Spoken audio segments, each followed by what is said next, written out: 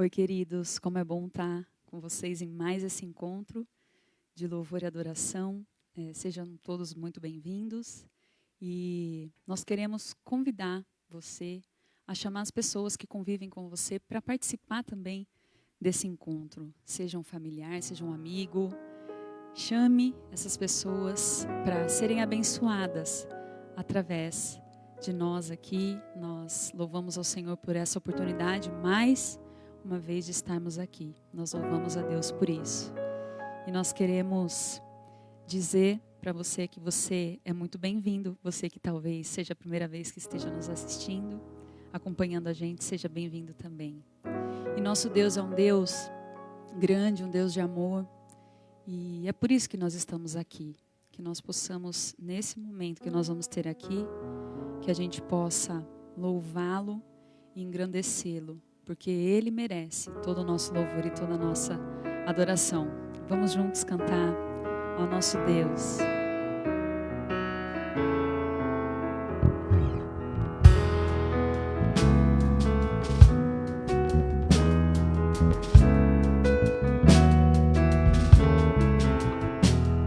De todo o meu coração, ó Senhor, eu louvarei e te adorarei. As maravilhas que fazes, ó Deus, a outros direi, eu contarei. Em ti eu me alegro, Senhor, e alegre a ti cantarei. Tu és o motivo maior de só viver pra teu louvor. Tu, ó Senhor, és abrigo pra mim, refúgio terei, seguro estarei junto ao teu trono de graça, Senhor. Eu viverei, descanso acharei de todo o meu coração, na presença de amados irmãos. Recebe a minha canção de amor. oferta suave de um adorador, oferta suave de um adorador.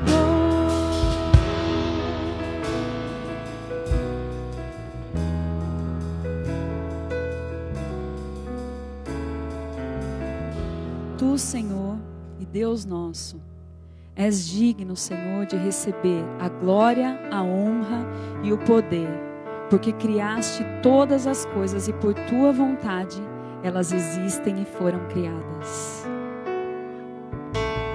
Rei do universo, Deus de toda a vida, luz de um claro dia, ouve a minha oração.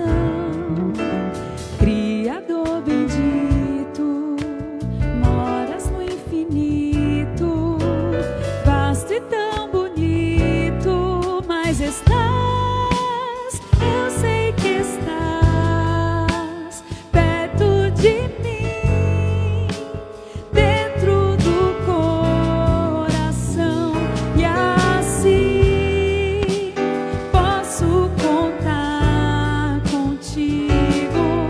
Onde quer que eu estiver, pois sei que o teu amor vai muito além do infinito do teu ser, e vem ao meu encontro.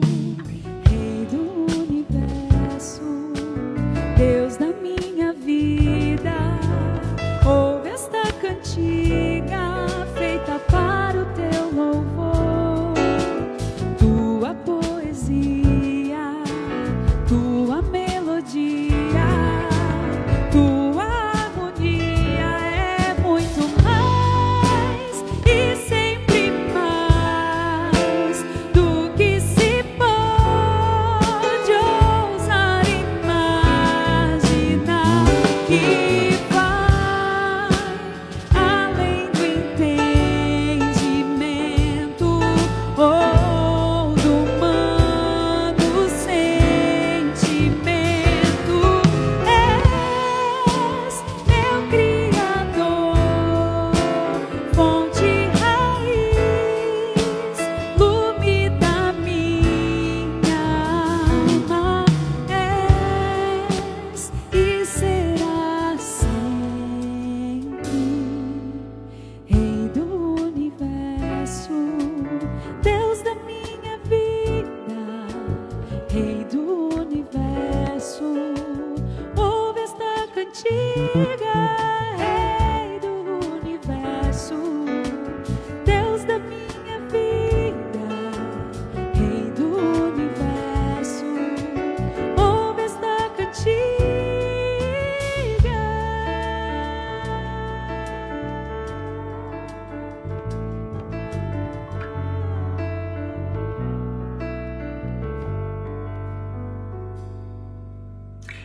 Oi, gente. Hoje eu estou aqui curtindo o nosso momento de adoração e reflexão da minha casa. Mas eu queria aproveitar esse momento para agradecer imensamente a vocês que estão online nos visitando, pessoas que não fazem parte ainda formalmente da nossa comunidade, mas têm nos prestigiado. Nós somos muito gratos em tê-lo conosco e nós queremos convidar você no chakra.org acessar o espaço do visitante. Deixa ali o seu nome, os seus motivos de oração e nós vamos ter todo o prazer em te servir, orando por sua vida e por suas necessidades. E ainda, você que é pai de criança ou adolescente, você pode ter acesso a todo o material que nós estamos produzindo agora mesmo. Entre lá no chakra.org e você vai encontrar na sala do Chakra Kids o material para o seu filho, sua criança, e na sala do Chakra Teens o material específico para o seu filho adolescente. Não deixe de investir na vida do seu filho, na vida da sua criança, a fim de que ela compreenda os caminhos de Jesus como o mais fascinante projeto de vida a partir de você mesmo, com as suas palavras e o seu exemplo como pai, ok? Mas essa semana, mais propriamente no dia de ontem, dia 31 de outubro, nós completamos 503 anos da Reforma Protestante. Um evento muito importante para nós, porque nós, como comunidade Chácara Primavera, nos definimos como uma igreja de tradição reformada. Por isso, o nosso berço vem desse evento histórico tão importante, tão significativo. Mas também nós nos definimos como uma igreja atenta à cultura contemporânea e, consequentemente, sempre disposta a fazer as coisas de forma criativa, de maneira criativa. Por isso, eu queria convidar você nesse momento a ouvir acerca da história da Reforma Protestante de uma maneira bem brasileira e bem criativa. Preste atenção.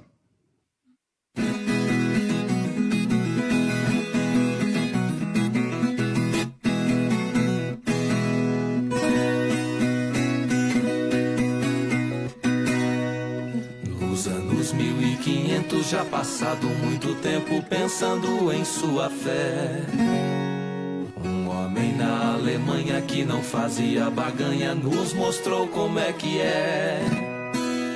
E ao som dessa viola vou contar essa história sem segredo e sem mistério. O seu nome é conhecido, em todo mundo sabido. Quem foi Martinho Lutero? Na frente da sua igreja, depois de muita peleja, colocou as suas teses. 95 escritas com muito afinco, pensadas durante meses. Revolucionou o mundo, fez Bíblia, cuidou de tudo e deixou o seu legado. Sofrendo perseguição, não desistiu da missão, por Deus era enviado.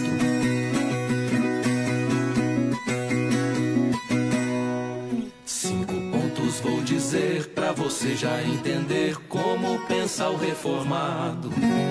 Só a graça, só a fé, só Jesus de Nazaré que nos livra do pecado. Só a palavra de Deus que é nosso manual e por ele inspirada. Somente a ele a glória, dele vem nossa vitória, que não pode ser tirada. Jesus é o nosso norte, o nosso castelo forte, a razão de todo ser. Pela sua morte triste, lágrimas não mais existem, dele vem todo vencer. E em todo transe agudo, Deus é o nosso escudo, nosso amparo e fortaleza. Nossa força nada faz, mas Deus socorro nos traz. Ele é nossa certeza.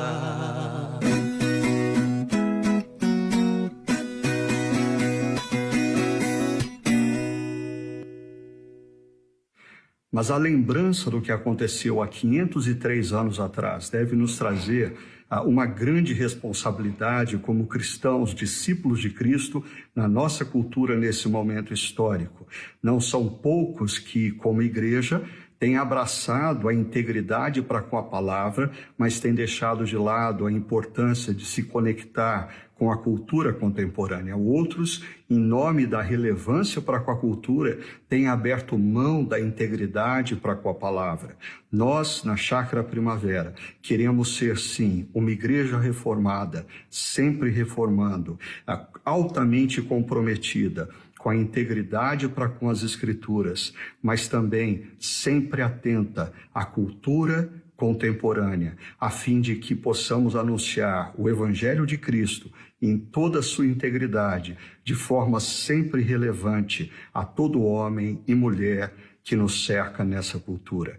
Eu queria convidar você nesse momento a um período de oração. Oração pela nossa igreja, oração por outras igrejas que se dizem reformadas e que estão no contexto da nossa sociedade contemporânea, a fim de que essas igrejas façam diferença onde quer que elas estejam, a começar da nossa própria igreja. Eu convido você para esse tempo de oração. Senhor, nós queremos agradecer imensamente ao Senhor pelo que ocorreu há cerca de 503 anos atrás, quando aquele homem, Martinho Lutero, tomado pela descoberta da verdade na tua palavra, e cheio de coragem, confrontou os sistemas para afirmar que a salvação só pode ser alcançada pela fé no que Jesus Cristo fez na cruz do Calvário. E nós somos frutos, Senhor, desse grande avivamento espiritual. Mas nós queremos te pedir, como igreja, que o Senhor continue a operar em nós e através de nós. Senhor, move a tua igreja na cultura brasileira, na direção da integridade para com a tua palavra. Desperta no coração de pastores, pregadores e líderes a paixão pela tua palavra, pelos valores e princípios ali descritos. Mas ao mesmo tempo, Senhor, ensina a tua igreja os caminhos da relevância na nossa cultura contemporânea, que possamos, com integridade, aplicar a palavra do Senhor na vida de todo homem, de toda mulher, gerando transformação na vida pessoal deles, na vida familiar deles e até mesmo na maneira como eles se relacionam com a sociedade brasileira, de forma que eles sejam sal da terra e luz do mundo no nosso contexto. Nós oramos, Senhor, pelas demais igrejas e irmãs que estão à nossa volta em Campinas e espalhadas por todo o nosso país, mas nós oramos também pela nossa comunidade, Senhor. Aviva a tua obra nos nossos corações, Senhor. Aquece os nossos corações para com a tua palavra e para com a missão que o Senhor nos deu na nossa cultura. Nós oramos em nome de Jesus. Amém.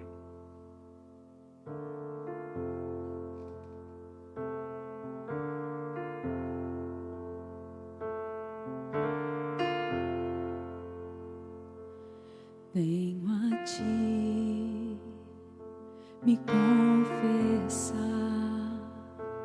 pra minha alma descansar.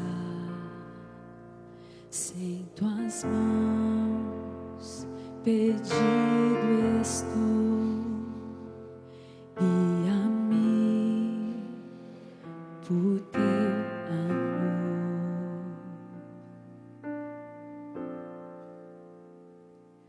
Ó Senhor, de ti preciso, mais e mais preciso, meu defensor, justo e fiel, de ti eu preciso.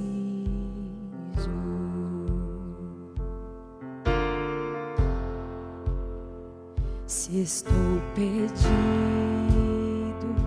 encontro a graça, e onde a graça tu estás. Se estás aqui, a liberdade, tua vida em mim é santidade.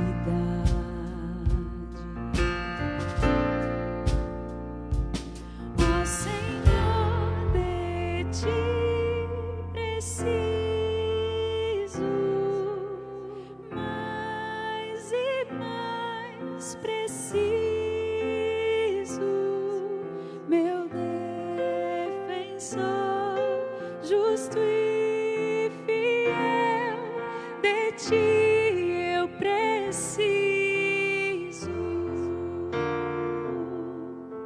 E quando a tentação surgir, que minha vida cante a ti. E se eu não conseguir mais suportar, o teu amor me guardará. E se eu não conseguir mais suportar,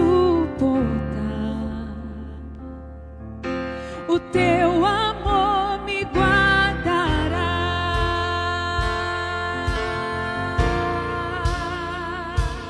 Ó Senhor, de ti preciso,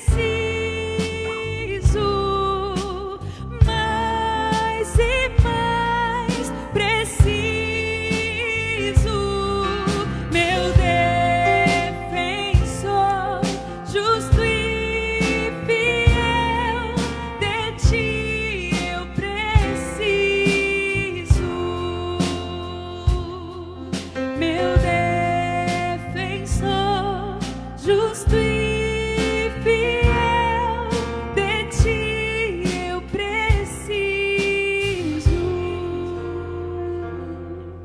meu defensor, justo e fiel, de ti eu preciso.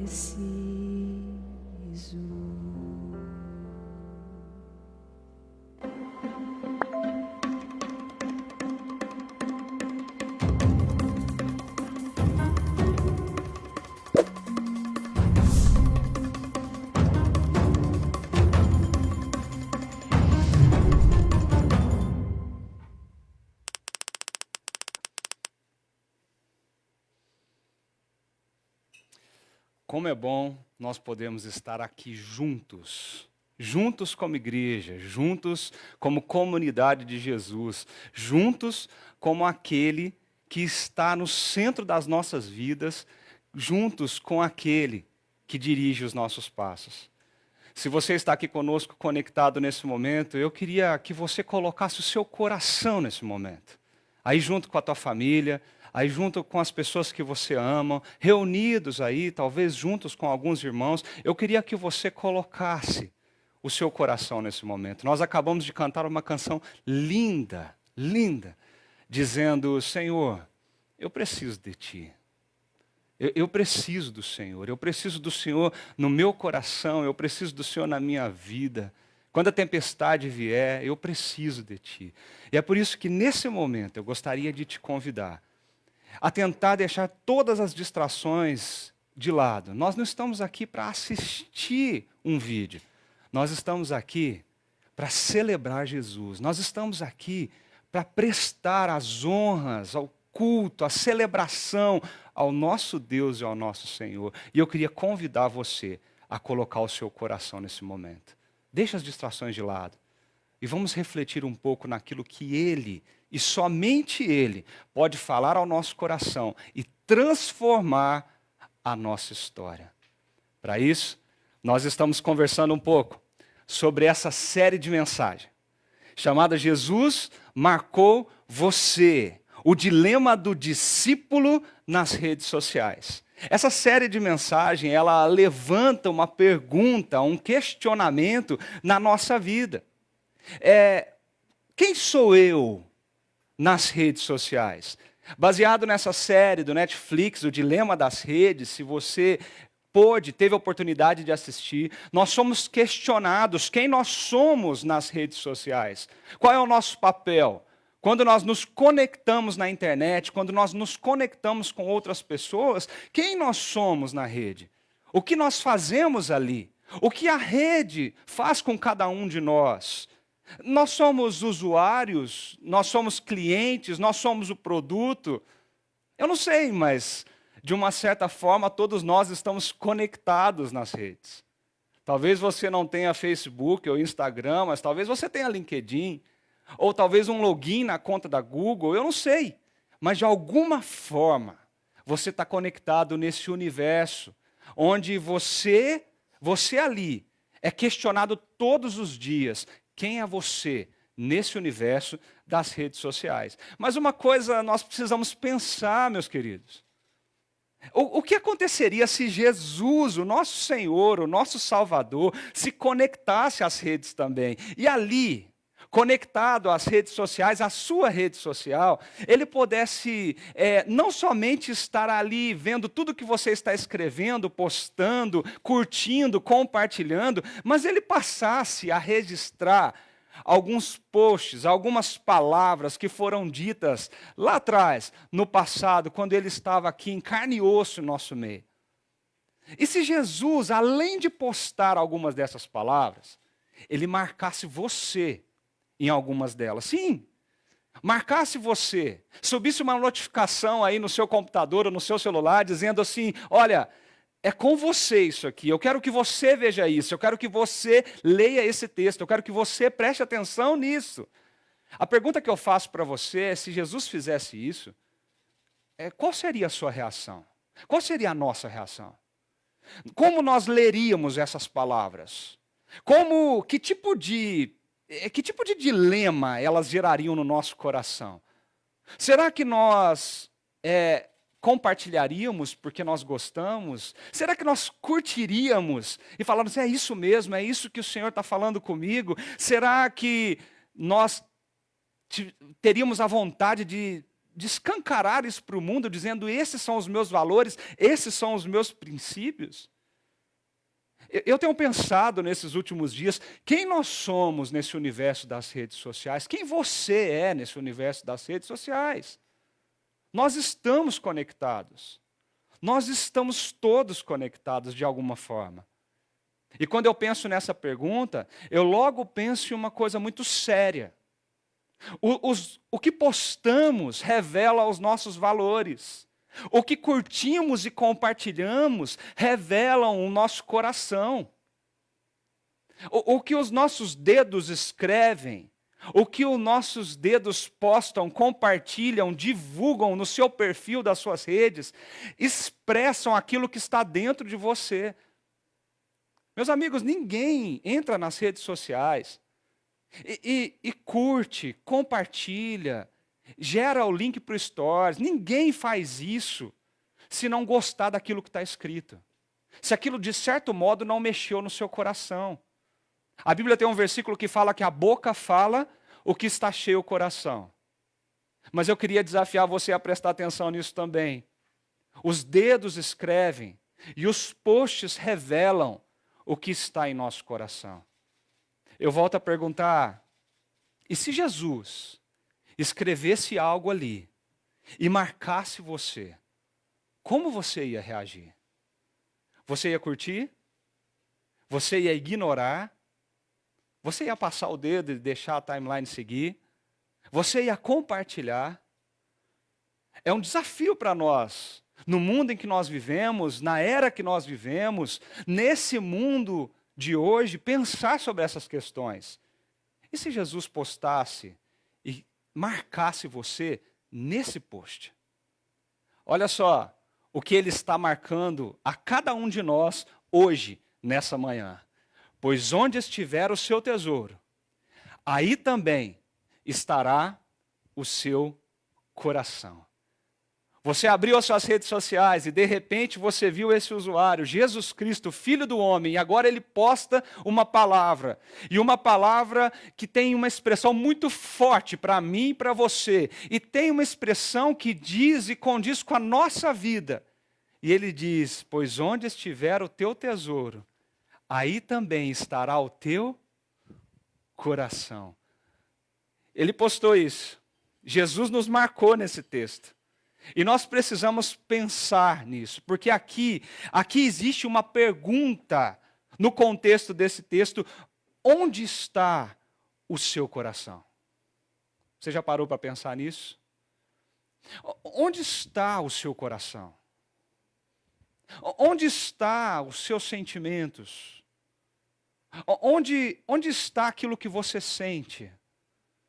Para a gente entender um pouquinho melhor o que significa onde está o nosso coração, nós precisamos nos questionar primeiro o que significa a palavra coração na Bíblia. Qual é o significado de coração na perspectiva bíblica?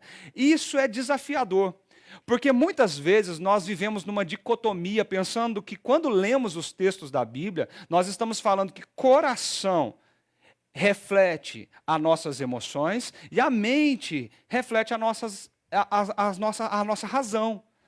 Mas não, o coração na Bíblia tem um sentido muito forte e muito expressivo. O coração ele não se refere a um mero órgão físico e não somente às nossas emoções. Quando Jesus escreve ou fala esse texto, quando Jesus fala essas palavras, quando ele diz que o nosso coração está onde o nosso tesouro está, ele chama de coração muito mais do que as nossas emoções. O nosso coração é aquilo, é o nosso ser interior, a sede da nossa consciência, o nosso núcleo de tomada de decisões, o centro da nossa mente, nossas emoções, da nossa vontade. O coração humano na Bíblia é muito mais do que meramente aquilo que você sente. O coração humano na Bíblia é todo o seu ser. O coração da Bíblia, ele sente, mas ele pensa. Ele também é capaz de sonhar, de ter planos, de ter sonhos, de decidir o seu futuro, de tomar decisões sérias sobre o que fazer e o que não fazer. A Bíblia fala que até no nosso coração que mora a raiz dos nossos pecados, da maldade. Quando nós decidimos por coisas erradas. A Bíblia fala que o nosso coração é tão enganoso que ele mesmo nos corrompe. Porque o coração não reflete só o que nós sentimos. O coração é todo você. Então, quando nós olhamos esse texto de Jesus, ele diz: onde o seu coração está, o seu tesouro está, ou onde o seu tesouro está, o seu coração está. A pergunta é: onde você está? Onde você tem concentrado todas as suas energias? Onde você tem concentrado todas as suas decisões, as suas emoções, aquilo que é todo você. Para a gente compreender um pouquinho do que Jesus está tentando nos ensinar aqui, nós precisamos ver que esse texto ele faz parte de uma fala maior de Jesus. Aqui está um dos grandes perigos da interpretação bíblica, quando nós pegamos trechos e nós tentamos interpretar esses trechos isoladamente. Jesus estava construindo uma ideia, e ele chega a uma conclusão. E para nós entendermos essa ideia, para que a gente aplique a verdade dessa palavra no nosso coração, nós precisamos entender o que ele estava dizendo. E para isso, nós precisamos entender o contexto de onde esse texto foi dito. Nós já falamos aqui nessa série de mensagem que esses posts de Jesus que nos marcou nessa série, eles são tirados do contexto do Sermão da Montanha. Mas eu queria fazer algumas reflexões sobre o Sermão da Montanha com você. Porque nós lemos o Sermão da Montanha, e esse sermão que está lá no livro de Mateus, do capítulo 5 até ao capítulo 7, ele tem tantos assuntos e tão preciosos e tão profundos para a nossa vida. Mas o Sermão da Montanha, Jesus senta ali com seus discípulos, e quando ele proclama aquelas palavras, ele está ali proclamando uma mensagem. Jesus está fazendo através do Sermão da Montanha um esboço de como ele quer que o seu povo viva. Jesus nos mostra a essência da nossa missão. É como se ele falasse coisas, e ele está falando essas coisas, que se forem obedecidas, se forem levadas a sério, se essas coisas se tornarem a essência da nossa fé cristã, o evangelho ali praticado no nosso dia a dia, nós nos tornaremos indivíduos muito diferentes. Nós nos tornaremos uma sociedade contracultural que poderá transformar todos à nossa volta. Sabe o que Jesus está fazendo aqui? Jesus está dizendo para os seus discípulos que nós somos como a vitrine, que o mundo está olhando. E uma vez que nós pertencemos ao reino dele, o nosso comportamento é visto por todos. E à medida que ele é visto por todos, como uma vitrine, nós podemos expressar o que o reino de Jesus significa, o que ele é, o que o evangelho, a mensagem dele pode fazer na nossa vida. Como nós temos visto, e domingo passado nós vimos um pouco, a primeira metade do capítulo 6 de Mateus, Jesus descreve a vida privada do cristão.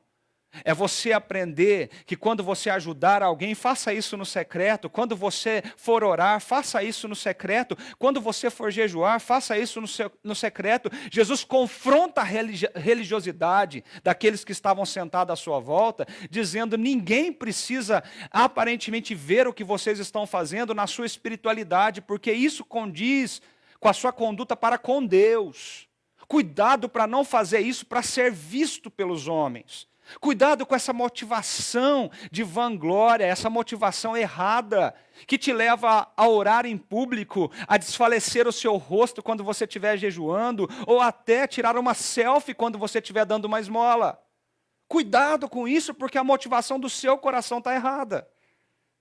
Mas agora, na segunda metade do capítulo 6, que é de onde vem esse texto que nós lemos no post de hoje, ele está referindo à vida do reino, mas não uma vida privada, mas agora uma vida pública.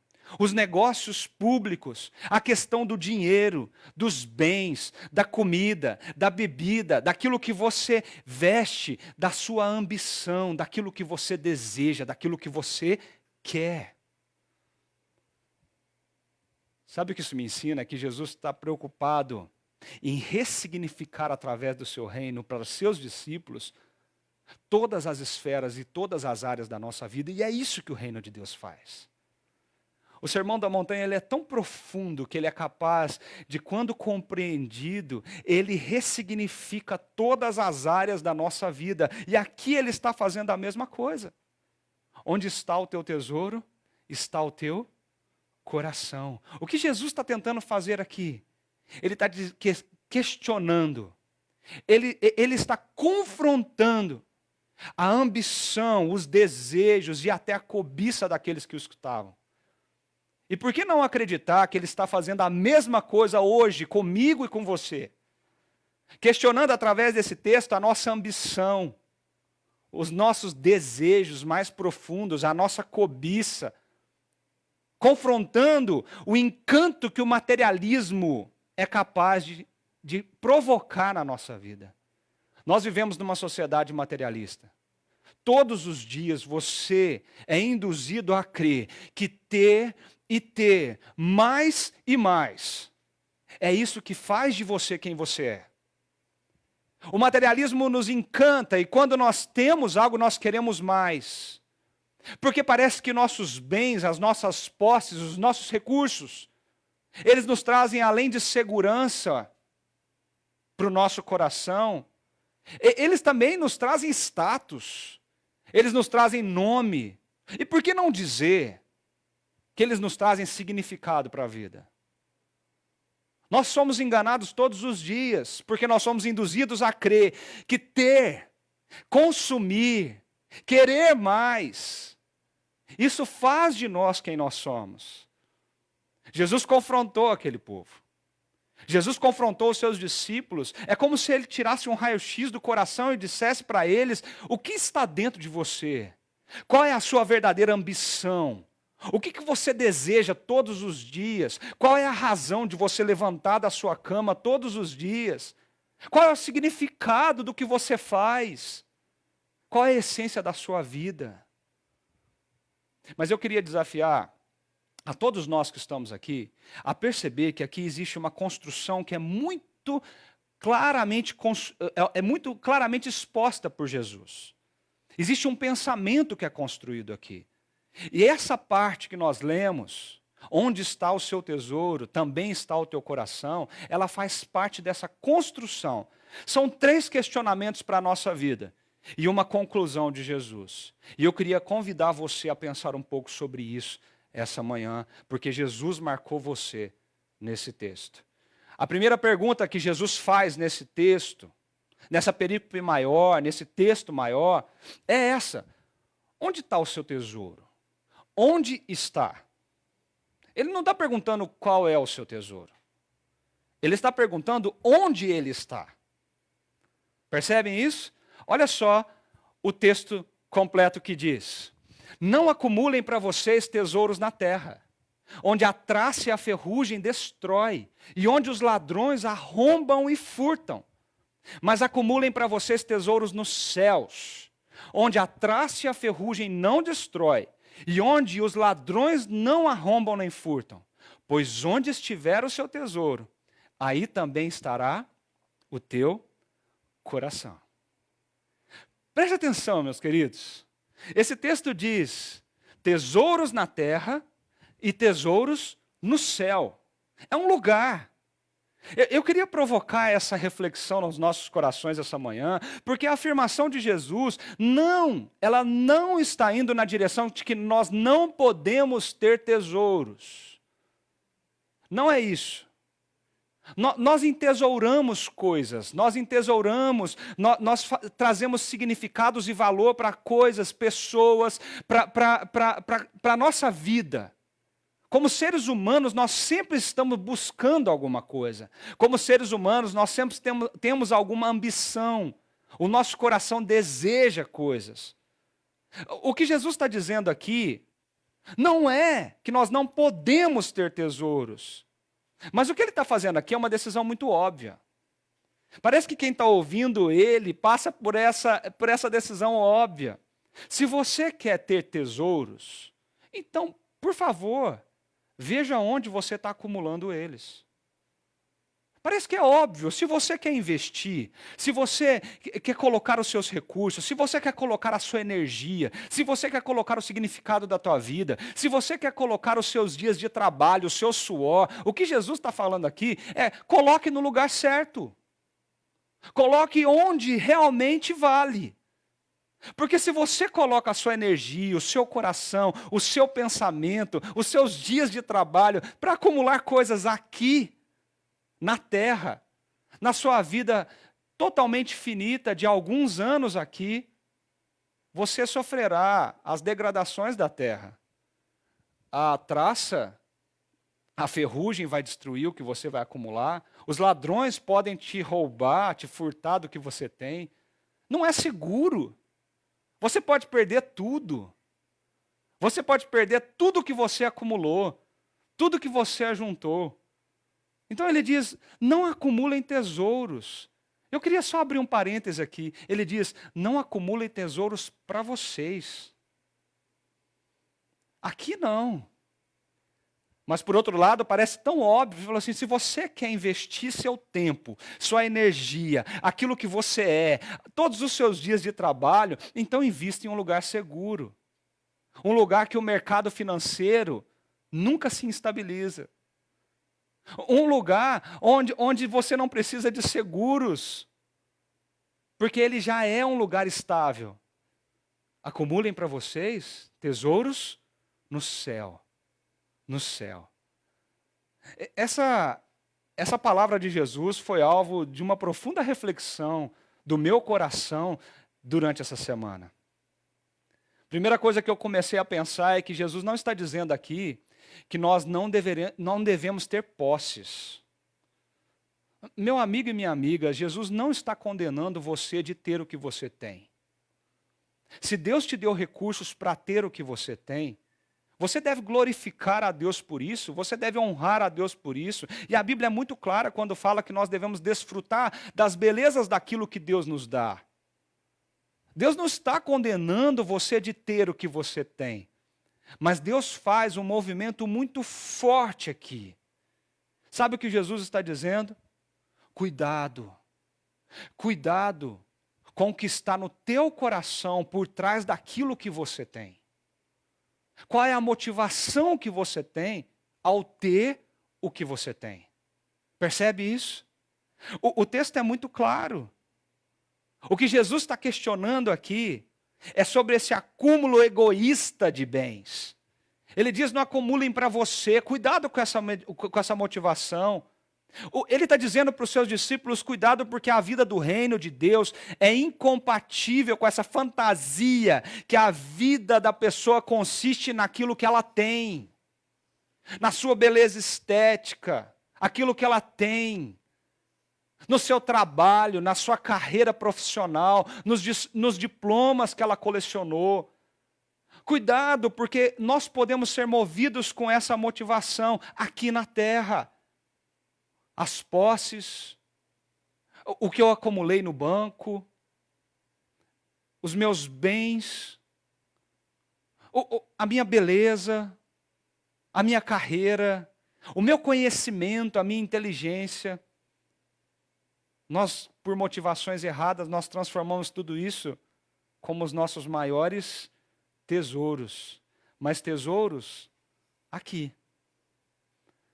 E eu fiquei pensando, Jesus está dando uma alternativa tão óbvia. Se a maior segurança está em acumular tesouro no céu, o que ele está querendo dizer com isso? Meu amigo, pense comigo. Minha amiga, reflita aí no seu coração. O tesouro no céu é incorruptível, mas o que seria isso? Acumular tesouro no céu é fazer coisas cujos efeitos dela duram para a eternidade, que não estão limitados nessa vida. Por exemplo, o desenvolvimento do seu caráter. Quando você gasta energia, você gasta tempo, você gasta aquilo que você é, que você tem, para desenvolver o seu caráter, e você começa a compreender toda a sua vida e todo o seu mundo a partir da perspectiva de que o teu caráter está sendo moldado a cada acontecimento que você passa, isso não se restringe até aqui na terra. Isso tem efeitos eternos.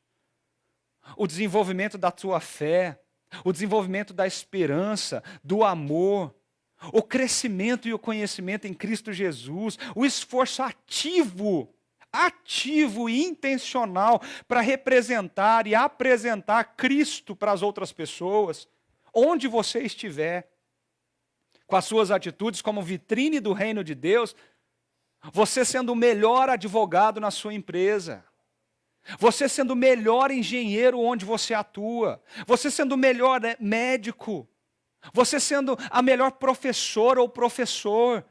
Perceba que quando nós vivemos dessa forma, nós somos vitrines do que Jesus fez na nossa vida. Isso é tesouro no céu, porque isso tem implicações eternas. O uso do nosso dinheiro para abençoar outros. Nós queremos acumular tudo para nós. E quando nós não queremos de uma forma egoísta guardar e comprar coisas para nós mesmos, nós queremos acumular para nós porque nós temos medos e incertezas quanto ao futuro.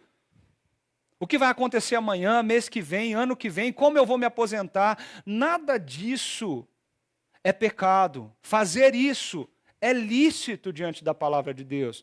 A Bíblia elogia até a formiga, que no verão colhe alimentos para que no inverno, quando ela não pode colher, ela tem o que se sustentar. Não é isso que Jesus está falando aqui. Mas cuidado quando você faz isso de forma egoísta, arrogante, com a motivação errada. Cuidado. Mas eu queria chamar a atenção de vocês, porque entesourar e ter tesouros aqui nesse contexto é algo que nós batalhamos para ter. É algo que exige de nós, da nossa vida, esforço, exige decisões, exige tomada de decisões para qual caminho vamos seguir. É escolher viver de determinada maneira porque nós temos a motivação diferente na nossa vida. Aí eu pergunto, para todos nós que estamos aqui reunidos nesse lugar essa manhã, onde você tem colocado aquilo que é mais importante para você? Aquilo de maior valor? Se tesouro é aquilo que traz significado para mim, para você, onde estão os teus tesouros? Onde estão eles? O Sermão do Monte refere-se a coração o tempo todo. O Sermão do Monte, ele questiona o nosso coração, ele pergunta do nosso coração, onde está o teu coração?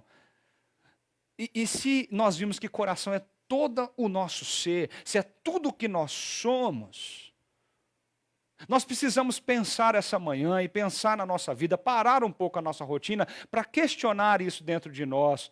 O que traz sentido, significado para a minha vida? O que é mais importante, que ocupa, que drena a minha energia? Será que isso é o materialismo ambicioso de ter e ter? É o dinheiro que eu tenho, as posses que eu tenho? Ou será que o que traz significado para a minha vida está muito além disso? Está muito além disso. Se o coração é o centro da nossa existência, se o coração não é somente o que nós sentimos, mas é aquilo que nos impulsiona diante do que pensamos, diante do que sentimos, diante das decisões que nós tomamos, diante dos planos e sonhos que nós fazemos na nossa vida, se o coração é aquilo que nos direciona para o significado da nossa existência, Jesus está olhando para todos nós e perguntando: onde está Ele? Onde está a tua riqueza? Onde está o teu coração? Ele diz: o seu significado não está aqui na terra. Não viva em função disso. Não traga para a tua vida o significado das coisas que param aqui, que se findam aqui, que terminam aqui. Mas traga o significado para a sua vida de coisas que têm efeitos eternos. Eu não sei se você já viveu essa experiência. Mas se você já viveu isso, você vai entender o que eu estou tentando dizer. Quando você usa alguma coisa que você tem, e você se move em direção a outra pessoa, e você abençoa essa outra pessoa com aquilo que você tem, a outra pessoa fica imensamente grata com você. Mas os grandes abençoados ali somos nós. Porque quando nós fazemos isso, existe uma sensação tão gostosa no nosso coração, de que nós estamos realmente usando o que Deus nos deu para abençoar outras pessoas. Talvez alguém que precise do teu apoio no hospital. Talvez alguém que nesse momento está num velório, num cemitério, dizendo adeus para algum ente querido. E quando você chega, você dedica o seu tempo, que é tão precioso, e vai até essa pessoa, abraça ela, quando nós podemos abraçar, mas pelo menos se coloca ali próximo, e diz para ela: eu estou com você, eu estou orando pela tua vida, eu estou perto de você, se você precisar eu te ajudo. Nós estamos usando o que a gente recebeu de Deus para abençoar outros. Se o teu coração não está aqui, é muito óbvio você responder essa questão de Jesus. Você quer guardar alguma coisa? Onde você está guardando? Onde você está guardando? Mas essa pergunta de Jesus, ela é uma cascata de interrogações e cascata de afirmações muito óbvias. Ok, se você entendeu que tesouro é aquilo mais precioso, é aquilo que mais valioso que você tem, que Deus te deu, e se você tem isso na tua vida lá no céu, com efeitos para a eternidade, e não acumula isso aqui na finitude da nossa vida, existe uma segunda coisa que você precisa pensar. E como se Jesus estivesse perguntando para os seus ouvintes: mas como você tem enxergado a sua vida? Olha só o que o texto bíblico diz. Os olhos são a candeia do corpo. Se os seus olhos forem bons, todo o seu corpo será cheio de luz. Mas se os seus olhos forem maus, todo o seu corpo será cheio de trevas. Portanto, se a luz que está dentro de você são trevas, que tremendas trevas são. Depois que Jesus perguntou do nosso coração, do nosso tesouro, ele usa uma imagem. Ele usa uma imagem de alguém que enxerga e alguém que não enxerga. Se os seus olhos forem bons e eles conseguem andar na luz, eles conseguem ver, todo o seu corpo será cheio de luz. Mas se os seus olhos forem maus, eles estiverem fechados, você não consegue enxergar o que você faz, o que você está fazendo, como você está vivendo. É uma experiência simples para todos nós. Com certeza você já deve ter andado por um cômodo escuro na madrugada na sua casa. As luzes todas apagadas e você não está enxergando nada. Quando você conhece o ambiente, é mais fácil se locomover ali. Se você não acender a luz, você pode esbarrar nos móveis, você pode até tropeçar em algum brinquedo caído para o chão e você pode cair e se machucar. Se você está num ambiente desconhecido, isso é mais perigoso ainda. Porque você não sabe a posição dos móveis. E se você não acender a luz, com certeza você vai bater em alguma coisa e vai se machucar. Você segue tateando pelas paredes, pelos móveis, para saber como chegar aonde você quer chegar. Ou até mesmo como chegar ao interruptor. Quando você tem luz e os seus olhos são abertos, você olha aquele cômodo agora, você sabe onde cada coisa está. E você sabe por onde você tem que ir. Quais as decisões que você tem que tomar. Aqui eu viro para a direita, aqui eu viro para a esquerda, eu sigo reto no corredor e aí sim eu chego no meu destino. Você sabe com clareza onde você está indo e o que você está fazendo. Percebe? Existe uma imagem aqui que Jesus está usando para construir essa ideia que ele está dizendo para aquele povo. E que está dizendo para nós também. Como são os seus olhos? Você consegue ver com clareza? Porque existe um problema aqui. A ambição errada, a cobiça, o egoísmo dos nossos desejos, o materialismo exacerbado na nossa vida, pela nossa cultura, ele turva as nossas visões.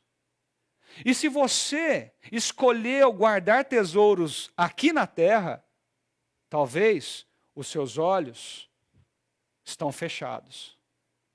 E o seu ritmo de vida entra num processo e num ciclo vicioso de você levantar cedo, trabalhar o dia inteiro, voltar para casa, descansar alguns minutos quando isso é possível, para levantar cedo, trabalhar o dia inteiro, voltar para casa, descansar alguns minutos, e isso na segunda, na terça, na quarta, às vezes no sábado, no domingo, quando você não tem 2 empregos, porque o significado da tua vida é conseguir o seu sustento, o significado da tua vida é trabalhar quanto mais possível, para que você tenha mais e mais e mais coisas.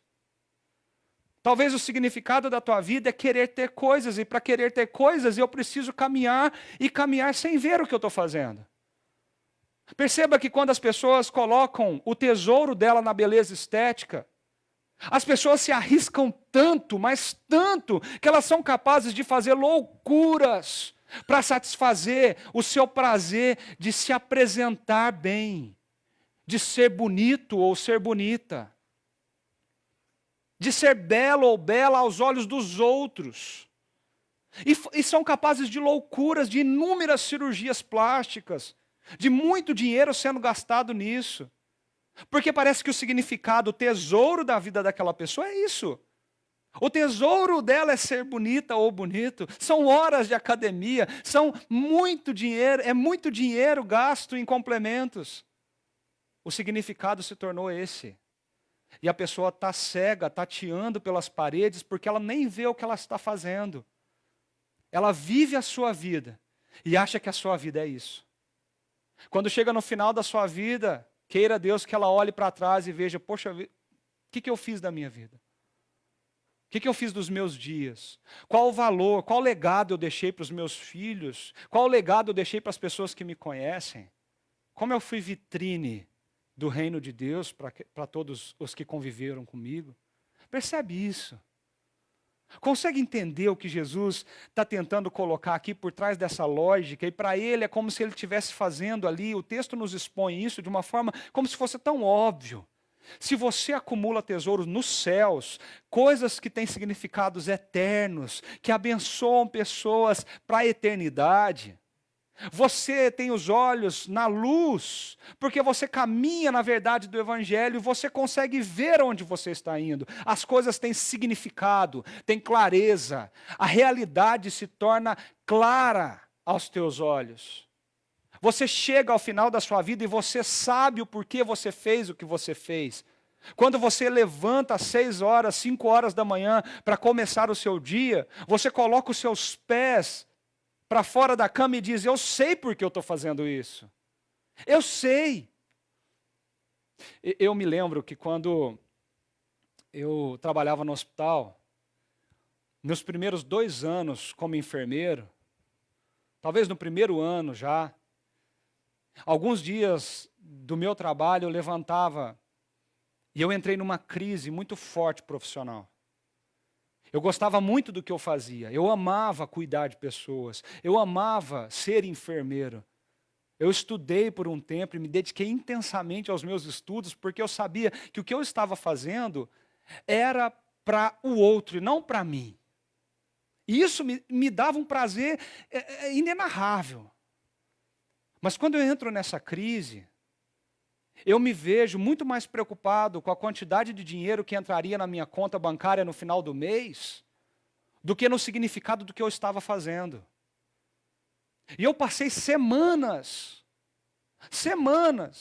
tristes, semanas pensando nisso, semanas tentando planejar de alguma forma para que esse dinheiro aumentasse e isso fosse talvez a razão, um significado maior para mim, que valesse a pena.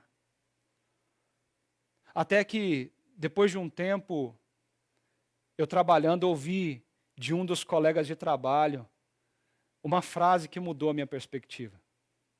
E ele disse assim: poder levantar alguém de uma cadeira de rodas, sendo que ela não consegue fazer isso, e deitar essa pessoa numa cama, ou poder tirar ela da cama e colocar numa cadeira de rodas, parece algo muito, mas muito simples, que qualquer um faz.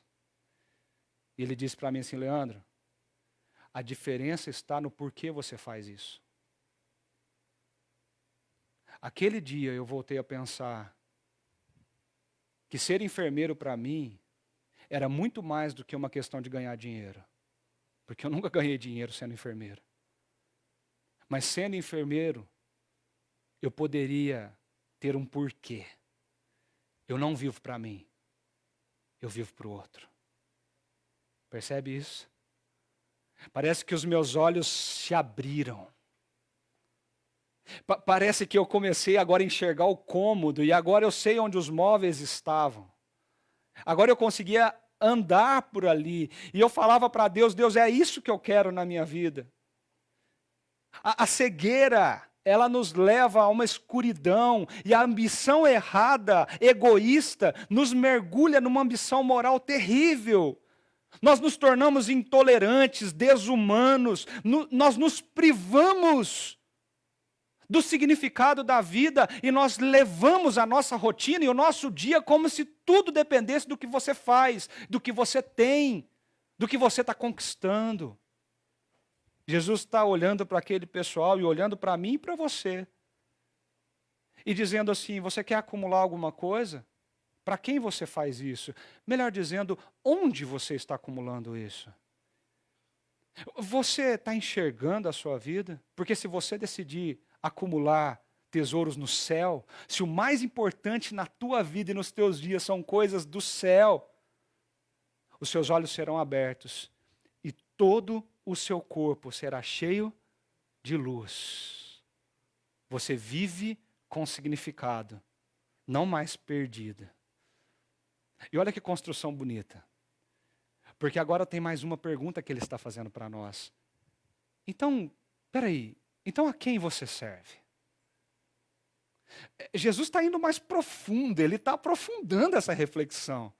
Ele está indo mais e mais para dentro de nós mesmos. Ele pergunta assim: a quem você serve? Olha o que ele diz: ninguém pode servir a dois senhores, pois odiará um e amará o outro, ou se dedicará a um e desprezará o outro. Vocês não podem servir a Deus e ao dinheiro. Agora Jesus aponta para um outro movimento do nosso coração, de perguntar: a quem nós servimos? Eu acho bonita essa palavra servir. Eu acho bonita essa palavra servir, porque Jesus trabalha uma outra imagem aqui. A imagem que Jesus está trabalhando agora se desloca para as relações muito comuns da sociedade, da cultura daquela época. Todos conheciam o que era um senhor de escravo e um escravo. Todos conheciam a lealdade que um escravo tinha para com o seu senhor.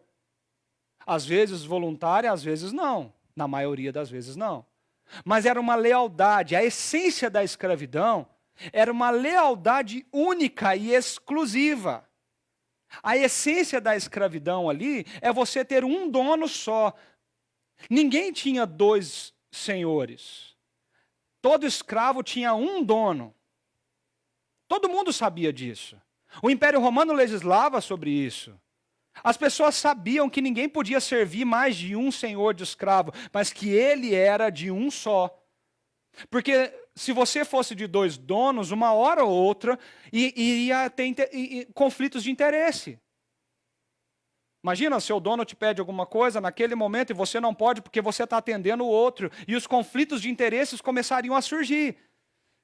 Todo mundo conhecia essa imagem muito bem. E Jesus olha para aquele povo e fala assim, a quem você serve? E essa palavra servir aqui, essa palavra serviço aqui tem muito a ver com essa entrega de lealdade inteiramente.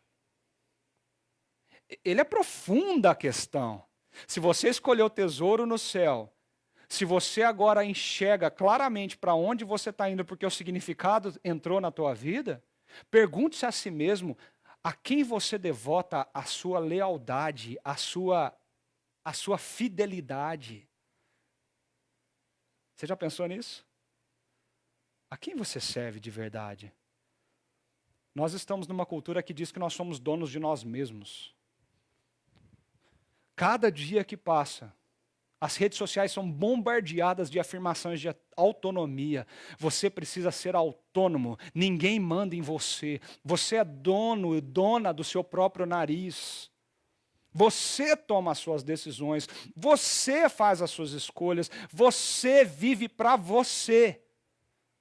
Até as relações do casamento hoje estão sendo deturpadas, distorcidas em relações onde que mesmo juntos não são mais um só, como a Bíblia afirma. Juntos agora é como se fosse uma sociedade de negócios. Eu tenho a minha vida, ela tem a vida dela. E nós vivemos juntos em uma sociedade, onde a Bíblia nos afirma para um caminho de unidade, um só.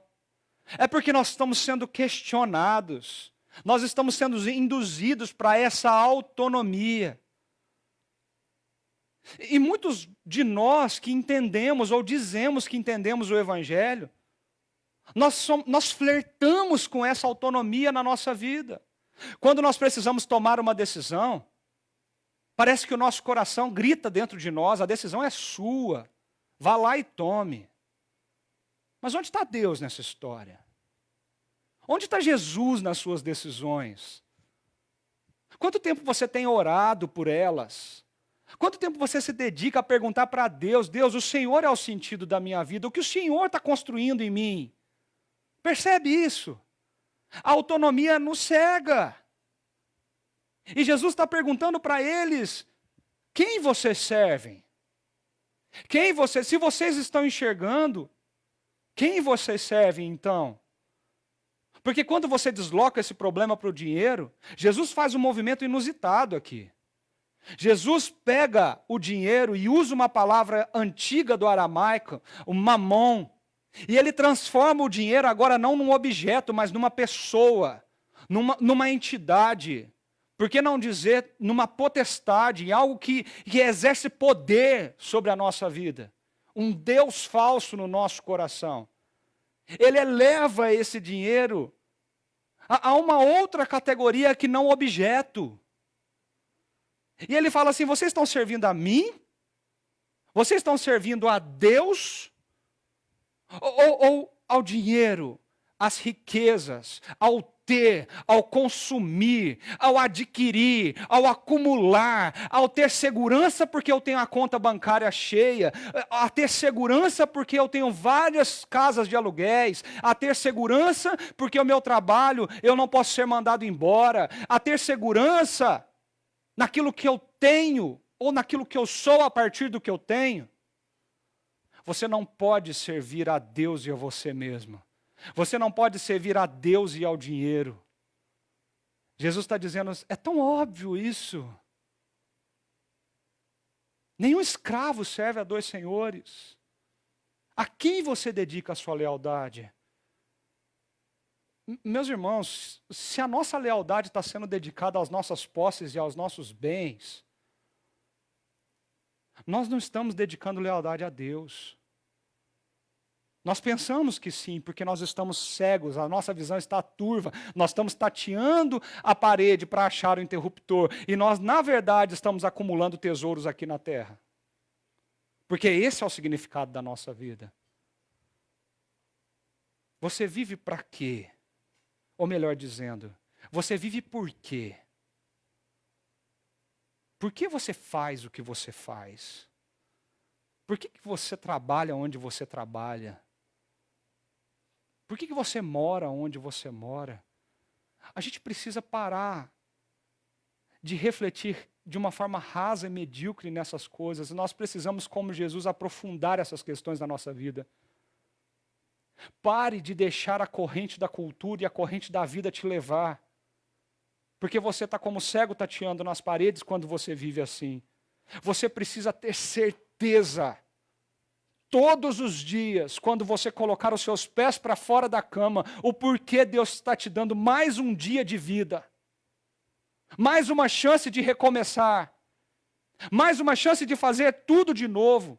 Mais uma chance de trazer o sentido da tua existência no reino de Jesus como vitrine a todos aqueles que convivem com você, no hospital, no escritório, na empresa, seja onde você estiver.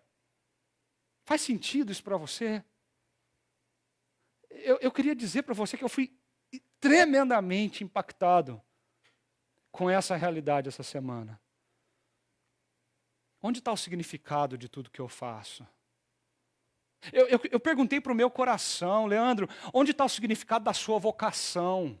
Como pastor, como ministro do Evangelho, numa cultura onde ser pastor é a coisa mais difícil, numa cultura que nós estamos sendo estigmatizados por dizer seguidores de Jesus, numa cultura onde a figura do pastor é questionada todos os dias. Eu fiz essa reflexão perguntando para Deus qual o sentido da minha vocação. As lágrimas começaram a escorrer nos meus olhos e eu disse para Deus, Deus, não me deixa viver um dia sequer sem saber que o que eu faço, eu não faço para mim. Nem pelo que eu quero ter, mas eu faço o que eu faço, porque o Senhor é o meu Deus. O Senhor é o meu dono. Mesmo que o meu coração tente me enganar, eu preciso todo dia me lembrar disso. E retomar o significado da minha vida. E olha que bonito. Depois dessas 3 perguntas, Jesus volta para essa questão. Então, peraí. Onde que está seu coração?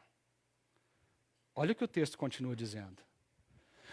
Portanto, eu lhes digo. Só para um pouquinho. Agora o pessoal da técnica aqui vai me achar ruim comigo. Mas para um pouquinho. Olha o que está escrito aqui. Portanto. Sabe o que quer dizer isso? Portanto. Ele está concluindo um pensamento. Tudo aquilo que ele começou a dizer, os tesouros, a forma que você enxerga, quem é seu mestre, é uma cascata de decisões. E agora, no portanto, ele conclui isso. E agora sim, como ele conclui isso? Leia comigo aí. Portanto, eu lhes digo, não se preocupem com a sua própria vida, quanto ao que comer ou beber, nem com o seu próprio corpo quanto ao que vestir. Não é a vida mais importante que a comida? E o corpo mais importante que a roupa? Aqui é uma conclusão. Quando Jesus fala isso, ele está concluindo e amarrando tudo aquilo que está lá em cima sobre a questão da nossa vida no público, aos olhos de todo mundo. Ele está nos convidando a pensar em alternativas claras que estão diante de nós. Ele está nos convidando a refletir profundamente. Você quer acumular tesouros? Então, qual das duas possibilidades é mais durável? Você quer ser livre e intencional nos seus movimentos e saber para onde você está indo? Como que devem estar os seus olhos? Onde eles devem estar? Você quer servir o melhor mestre? Qual que é o mais digno da sua devoção e lealdade? E agora ele diz, então não fiquem ansiosos, não se preocupem com a sua própria vida, quanto ao que comer e ao que beber. E ele continua dizendo assim, não, portanto, concluindo, não se preocupem dizendo o que nós vamos comer, o que nós vamos beber, o que nós vamos vestir, pois os pagãos é que correm atrás dessas coisas, mas o Pai Celestial sabe que vocês precisam delas. Olha que lindo isso, gente. Olha que coisa mais maravilhosa. Ele está dizendo assim, sabe quem corre atrás dessas coisas, vive em função dessas coisas, que vive para isso, o porquê da vida dessas pessoas é o que ele come, o que ele bebe, o que ele tem, o que ele possui, são as pessoas, aqui ele usou a palavra pagão, referindo aquelas pessoas que não têm o significado da sua vida em Deus, não vive como se Deus existisse e fosse o Senhor da vida dele. Nós, discípulos de Jesus, nós não somos essas pessoas. Nós não devemos significar a nossa vida a partir do que nós temos, do que nós comemos, das festas que nós vamos, do status social que eu possuo. Nós não podemos significar a nossa vida nas selfies dos restaurantes famosos que nós frequentamos. Nós não podemos trazer o significado da nossa vida na marca do carro que eu dirijo, muito menos da roupa que eu visto. O significado da nossa vida não é este. O meu tesouro não é este. O meu Pai sabe do que eu preciso. Eu queria te chamar a atenção para os últimos versículos dessa fala de Jesus. E ele diz assim, então, busquem em primeiro lugar o quê? O reino de Deus e a sua justiça.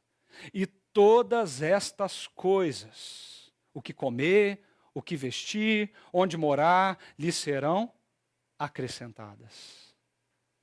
Busquem em primeiro lugar o que é de Deus. Busquem em primeiro lugar o reino de Deus. Busquem em primeiro lugar entender que o significado da nossa vida é estar debaixo do senhorio de Jesus Cristo. Busquem em primeiro lugar compreender que a nossa vida não se limita aos anos que nós vivemos aqui, mas uma vez que nós entendemos que Jesus Cristo morreu por nós naquela cruz para perdoar todos os nossos pecados, que Ele ressuscitou ao terceiro dia para mostrar que a morte não é o limite para nós, que nós também caminhamos para a eternidade com Ele. Esse Jesus nos mostrou que o reino de Deus consiste em olhar a Deus sobre todas as coisas e abençoar o outro que convive comigo. Quando nós buscamos isso como significado maior da nossa existência e da nossa vida, da nossa vocação, da nossa carreira,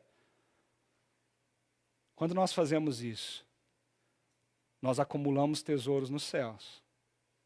Porque tudo que fazemos tem significados eternos. Até um cantar, até coisas mais simples e banais do dia a dia. Um conversar com o vizinho, ou fazer um almoço para a família, coisas corriqueiras. Isso são feitas numa outra perspectiva. Nós enxergamos para onde nós estamos indo. Nós sabemos onde a nossa lealdade está. Eu não vivo para ganhar, eu vivo para glorificar aquele que é meu mestre. Então, para mim, esse texto é muito claro. A pergunta aqui é: onde está o teu coração?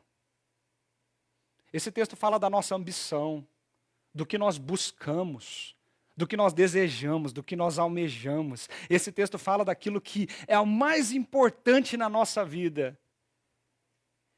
E se você entendeu o que é fazer parte do reino de Jesus como um discípulo dele, Jesus quer ressignificar, trazer significado para todas as áreas da sua vida. Ele começa trazendo significado para a nossa existência, no nosso coração. Você consegue compreender o valor do seu relacionamento no matrimônio. Você entende que é muito mais do que uma escolha sua. Mas é uma ilustração de um relacionamento lindo que Jesus nos propõe. Você começa a trazer sentido para ter filhos ou não ter filhos, ou entender o movimento de Deus na sua vida nesse sentido. Você começa a entender por que Deus te deu habilidades em determinadas áreas, por que Ele te chamou para ser o que você é. Você começa a trazer esse significado todos os dias. Meus irmãos, meus amigos, perguntem para vocês mesmos, como eu fiz essa semana intensamente dentro de mim. Qual é o sentido da minha vida? Onde está o meu coração? Onde está o meu coração? Onde está o seu coração? Eu olho para esse texto e eu vejo aqui que no começo da fala de Jesus ele fala assim: não andeis ansiosos por coisa alguma. Cuidado. A ansiedade pode ser um sinal de um coração que está buscando segurança em coisas que não são Deus. Um coração que está buscando, é um sinal de alerta de um coração que está buscando segurança, está buscando conforto, está buscando ter coisas que não são de Deus. A prioridade não é Deus na minha vida, a prioridade sou eu na minha vida.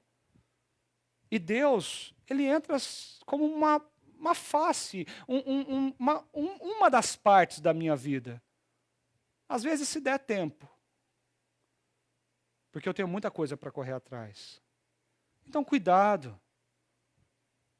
O caminho de volta é você aceitar o convite de Jesus. O convite de Jesus de acumular, viver, para fazer coisas com sentido eterno, para que seus olhos sejam abertos e você saiba para onde você está indo, por onde você tem andado, para que você tenha certeza todos os dias da sua vida que o seu mestre, o seu dono não é você mesmo, mas o seu dono é o Senhor Jesus Cristo que morreu na cruz por você. E é por isso que você se devota a Ele, é por isso que você se entrega a Ele, é por isso que você não precisa temer, porque o Pai sabe do que você precisa. E aí você tem certeza de onde está o teu coração. É uma palavra muito simples, mas muito profunda. Jesus marcou você nesse texto. Onde está o teu tesouro? Aí está o seu coração.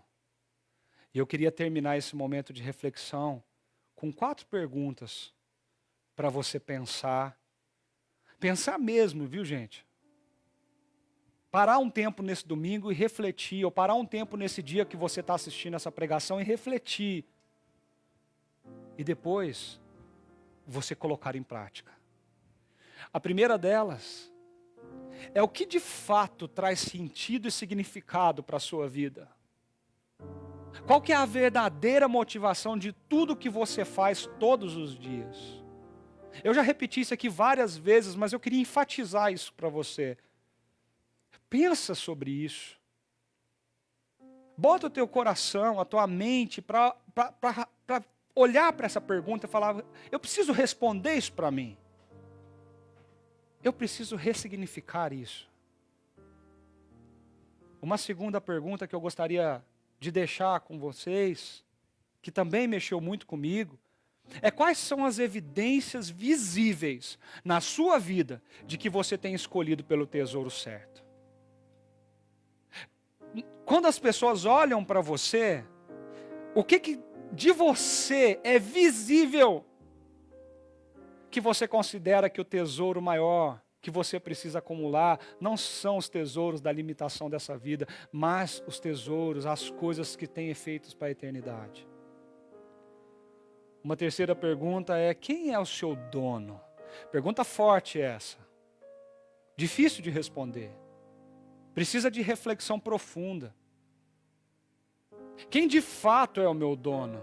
a quem você se submete à sua lealdade, fidelidade, de forma a viver de acordo com a sua vontade. É fácil dizer que você é cristão, é fácil dizer que você é discípulo de Jesus, é fácil falar da boca para fora que você é evangélico, que você é crente, ou qualquer outro termo que você queira usar. É fácil isso. Difícil é quando você está sozinho no seu quarto e olha para o teu coração e vê a tua agenda, vê as tuas prioridades, olha para a tua rotina e pergunta para você mesmo: quem de fato é meu dono? Quem manda em mim? E por fim, quais são as suas prioridades? Eu escrevi essa frase quando eu terminei de preparar essa mensagem, porque isso faz muito sentido para mim. O teu tesouro dirige a tua agenda. E a tua agenda revela onde está o teu coração. Eu vou repetir. O teu tesouro dirige a tua agenda. O teu tesouro dirige a tua agenda. E a tua agenda revela aonde está o teu coração. Dedique alguns minutos, por que não dizer dias? Escreva numa folha de papel. Pense sobre isso. Não deixe a vida passar a ponto que quando você chegar no final dela você tenha que falar: eu nunca pensei nisso. Mas pense agora, porque Jesus marcou você nesse texto. Use dessa canção para orar, para questionar o seu coração, confessar os seus pecados e dizer para Ele: Senhor, o Senhor é meu mestre, o Senhor é meu Senhor.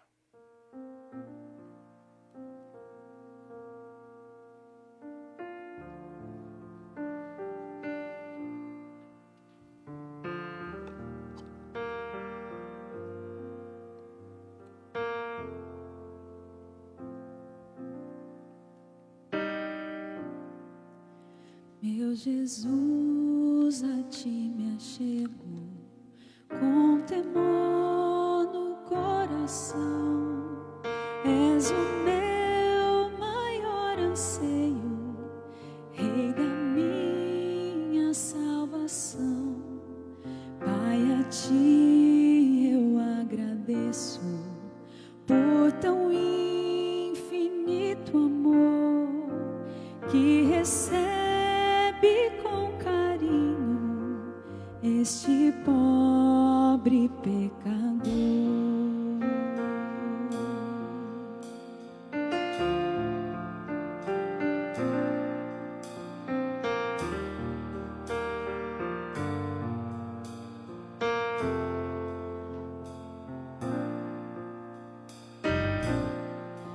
Boa é tua vontade de um onisciente Deus, que meus planos sempre estejam conectados com os teus.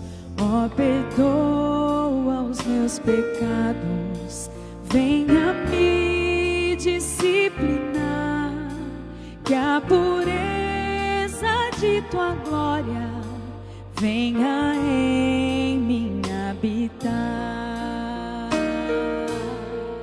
Santo e majestoso Deus, exaltado és, Senhor, coroado sobre a terra em tua glória e esplendor. Teu é todo o domínio, toda honra e poder.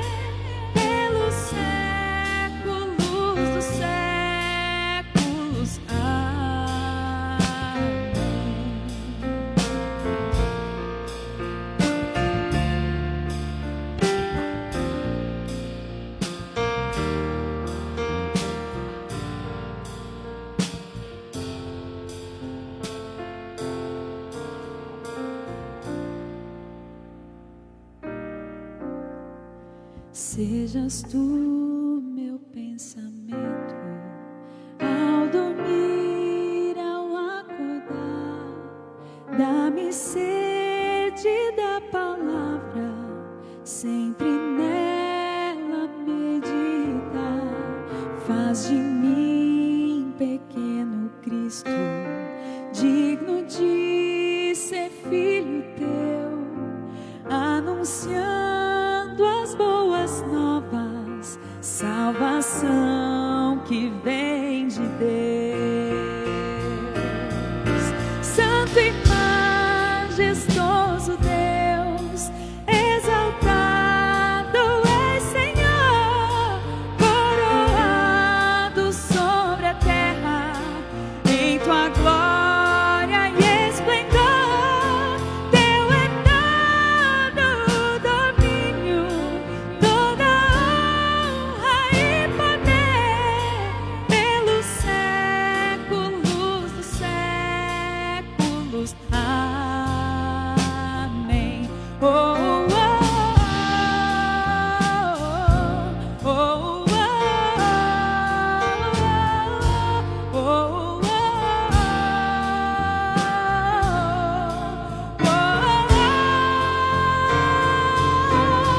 Teu é todo o domínio, toda honra e poder, pelos séculos dos séculos.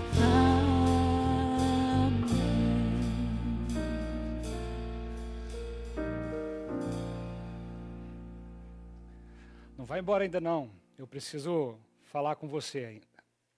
Primeiro eu queria pedir para você que, se você foi abençoado por esse momento aqui, que você compartilhasse com pessoas que você ama, para que elas também sejam abençoadas. Como eu disse no começo, no início da mensagem, esse momento aqui não é somente um vídeo para ser assistido, é um culto a ser prestado. É um momento onde você entrega o teu coração a Deus, e eu tenho certeza que você pode abençoar mais e mais pessoas com um gesto simples, compartilhando o link desse encontro para pessoas que podem ser abençoadas por você. Uma segunda coisa é que, se você tem alguma questão, alguma pergunta sobre tudo que nós vivemos aqui, conversamos aqui, que tal você acessar ali o chakra.org/talk e ali você colocar a sua pergunta para que nós possamos conversar com você através do podcast. Faça isso. Será muito abençoador para as nossas vidas e eu tenho certeza que para a sua vida também. Eu queria convidar você, assim que terminar todo esse encontro, a você se direcionar ali no Espaço Conviver, porque tem sido dias e dias, domingos e domingos, onde nós podemos ver um ao outro através da plataforma de videoconferência e matar a saudade, conversar um pouquinho, também orar uns com os outros. É muito importante isso. A gente não está junto para se abraçar, mas a gente pode conversar, orar e estar juntos. Isso é muito precioso. Entre ali no Conviver para você viver essa experiência. E nesse momento eu queria ter uma palavra muito pessoal com você. Hoje, nesse domingo, esse ambiente de pregação, de púlpito, muito provavelmente encerra-se aqui a minha participação na nossa comunidade, na nossa igreja, como pastor, diante de trazer a mensagem do Evangelho. E isso é o que eu amo fazer na minha vida. Eu larguei tudo para viver isso. E a Chácara Primavera, a nossa igreja, ela foi responsável, e uma grande responsável, através da vida do pastor Ricardo, através da vida de cada pastor que passou por aqui enquanto eu estive aqui, através da vida do conselho, de cada presbítero, cada diácono, através da vida dessa equipe maravilhosa que está aqui comigo, mas que vocês não veem, mas que eu estou vendo cada um deles, através de tudo que a nossa comunidade fez e faz. Eu fui imensamente abençoado. E eu não me arrisco de forma nenhuma. Eu não tenho medo de dizer que eu sou quem eu sou como pastor, por causa de você e por causa dessa comunidade linda. Então eu queria agradecer muito ao pastor Ricardo, publicamente, ao conselho dessa igreja que confiou a mim tantos espaços. Agradecer à equipe pastoral e a todos vocês que confiaram muitas coisas pessoais, íntimas de vocês aos meus cuidados. Vocês me abençoaram muito. Eu queria trazer essa palavra de gratidão e pedir para que vocês orem pela minha vida, pela minha família, porque eu estou orando por vocês. Por fim, eu queria convidar você a orar comigo. Nós vamos receber a bênção de Deus. E não vá embora. Mas eu queria te convidar para um movimento diferente. Nós temos um vídeo de uma oração que vai ser projetado logo após a bênção. E eu queria convidar você e a sua família a orarmos juntos essa oração após a bênção. Vamos fazer assim? Senhor Jesus, muito obrigado por esse tempo. Muito obrigado por tudo que nós vivemos aqui nessa manhã. Muito obrigado pela possibilidade desse momento aqui poder alcançar outras pessoas em lugares mais distintos que nós nem sabemos. Muito obrigado por cada um que está conectado com a gente. Muito obrigado pelo tentação, mas livra-nos do mal. Pai nosso que estás nos céus, santificado seja o teu nome. Venha o teu reino, seja feita a tua vontade, assim na terra como no céu. Dá-nos hoje o nosso pão de cada dia. Perdoa as nossas dívidas, assim como perdoamos aos nossos devedores. E não nos deixes cair em tentação, mas livra-nos do mal. Porque teu é o reino, o poder e a glória para sempre. Amém.